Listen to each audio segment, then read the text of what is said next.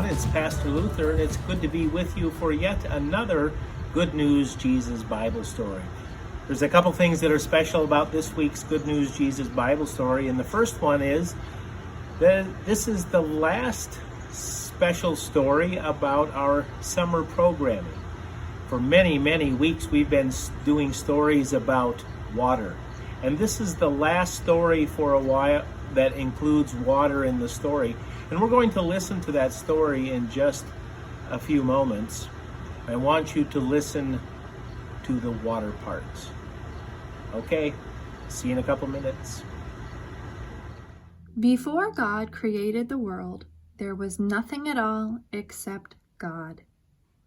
On the first day of creation, the wind of God blew. Whish, whoosh, swoosh. God said, "Let there be light." Crackle, boom, bang. There was light. God saw that the light was good. Then, split. God divided the light and the darkness into day and night.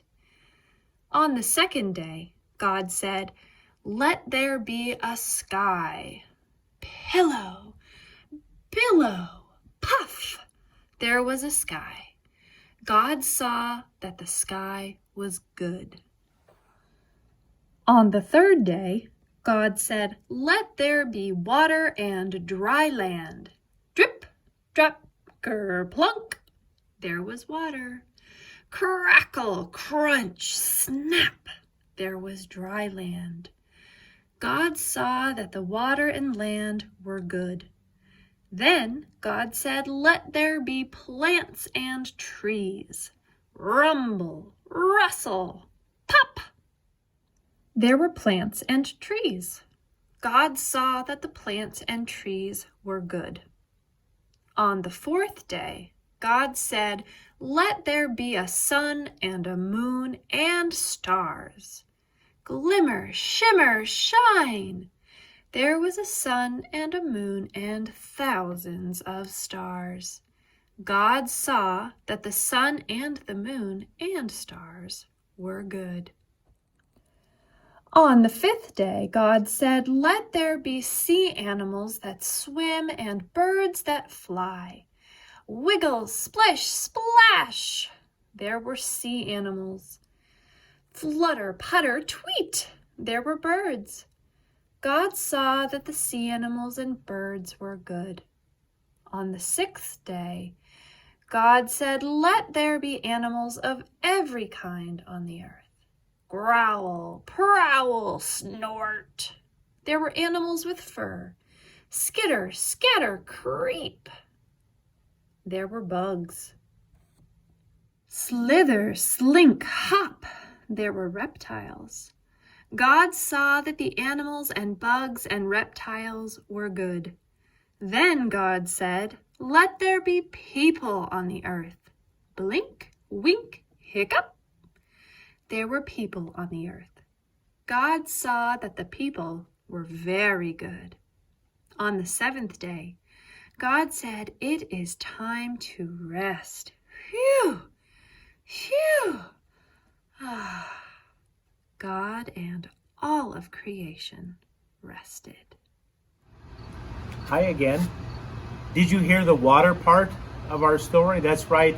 On the third day, God added water, a whole bunch of water, to the dry earth to bring forth life on all of the earth. And after God added water to the dry earth, then it began to produce animals and plants and everything that we recognize in the world today. But there's something even much more important about our creation story. It's the first story in all of the Bible, and it's a story where God creates everything, and on the sixth day God creates human beings, and then God asks, or God calls, and God expects human beings to do something with the beautiful, wide, wonderful world that God has created. And God expects us to take care of God's creation for us. Let me show you a couple pictures of what the world looks like when we don't take care of it. Right?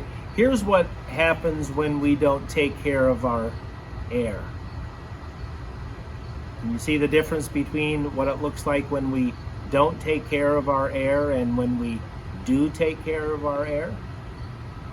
And look at these pictures. This is the difference between what our land looks like when we don't take care of it and when we do take care of it. Can you see the difference between when we don't take care of our land and when we do? And then thirdly, the difference between what our creation or what God's creation looks like when we don't take care of the water and when we do take care of the water. So our Bible story is very important for us. It's the beginning of God's history, God's relationship with all of the world. And God created everything in the world, and there's nothing in the world that God didn't create.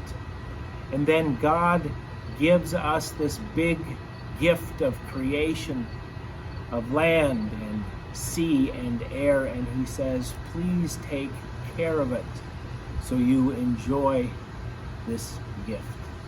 So as people of faith, Jesus calls us to take care of God's creation. Have a discussion now with your parents or your grandparents or with each other. What are some of the things that you can do to care for God's creation? And then you do that. And when you do that, you encourage others to take care of God's creation too. Okay, thanks for sharing in another Good News Jesus Bible story.